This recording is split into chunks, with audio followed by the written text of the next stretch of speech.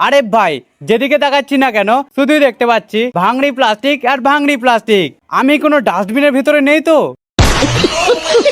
No way, কোনো ডাস্টবিনের ভিতরে নয়। আরে হ্যাঁ, একদম ভাঙাচোরা ফেলে দেওয়া প্লাস্টিক আছে এখানে।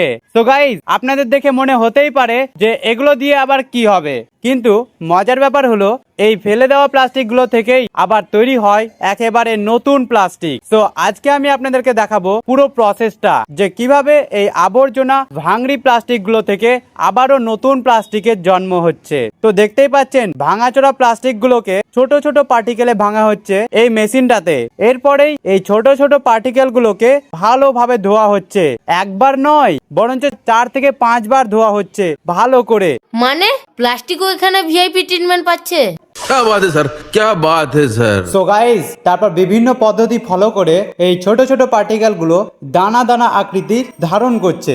এরপরেই আরো একটা মেশিনে এদেরকে রাখা হচ্ছে এবং জন্ম নিচ্ছে নতুন প্লাস্টিকের। সো গাইস, আজকের ব্লগটাই যে প্রসেসটা আমি আপনাদের সাথে শেয়ার করলাম সেটাকে বলা হয় রিসাইকেলিং।